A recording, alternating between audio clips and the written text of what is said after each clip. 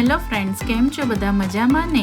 આજે હું એક નવી રેસીપી લઈને આવી છું, જે છે સાબુદાણાની ખીચડી. તમને જોઈને જ ખ્યાલ આવી ગયો છે, જે આપણે ઉપવાસમાં કે વ્રતમાં ખાઈ શકીએ છીએ. કેમ કે આપણે ફરાળમાં આપણે સાબુદાણાને વધારે પ્રિફર કરતા હોઈએ છીએ. તો એના માટે મેં અહીંયા એક કઢાઈ લીધી છે. કઢાઈમાં મેં 2 થી 3 ટેબલ સ્પૂન ઓઇલ લીધું છે. ઓઇલ ગરમ થઈ જાય એટલે આપણે આમાં 1 ટેબલ સ્પૂન જીરું એડ કરીશું.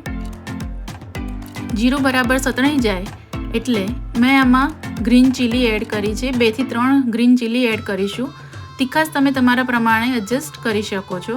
આ મારે તીખી સ્પાઇસી ચીલી નથી, એટલા માટે મેં 3 એડ કરી છે. હાફ ટેબલ સ્પૂન હિંગ એડ કરીશ. અને અહીંયા મેં મીડિયમ સાઇઝના પોટેટો કટ કરીને લીધા છે. આમાં ઘણા લોકો દૂધી પણ ખાતા હોય છે ફરાળમાં, તમે દૂધી બી ગ્રેટ કરીને લઈ શકો છો.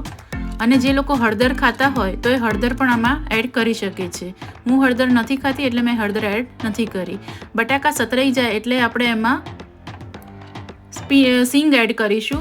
અહીંયા મેં 4 થી 5 ચમચી જેટલી સીંગ લીધી છે. 2 ટેબલ સ્પૂન સુગર એડ કરીશ, જેથી થોડો ખટ્ટો અને ગળચટ્ટો ટેસ્ટ આવે.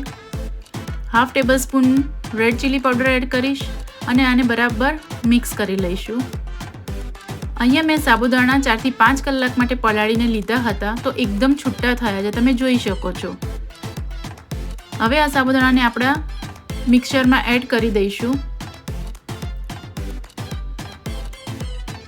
જો તમને મારી આ રેસીપી ગમતી હોય તો તમે મારી ચેનલને લાઇક, શેર અને સબસ્ક્રાઈબ કરવાનું ભૂલતા નહીં.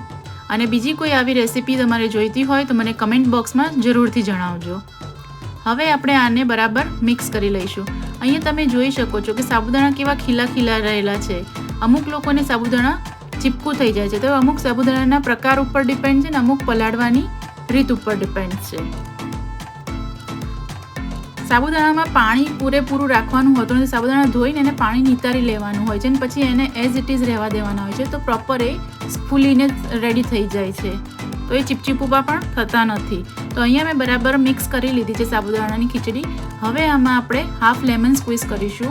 કોઈને વધારે ખાટું પસંદ હોય તો થોડું વધારે લેમન એડ કરી શકે છે. અહીંયા મેં હાફ લેમન સ્ક્વીઝ કર્યું છે. અને હવે ફરી એકવાર આપણે મિક્સ કરી લઈશું.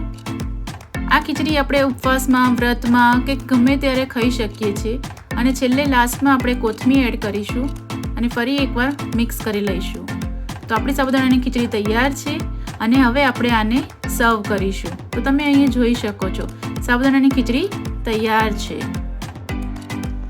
જો તમને મારી મમ્માનો વિડીયો ગમ્યો હોય તો લાઈક, શેર અને સબસ્ક્રાઇબ કરજો. Thank you.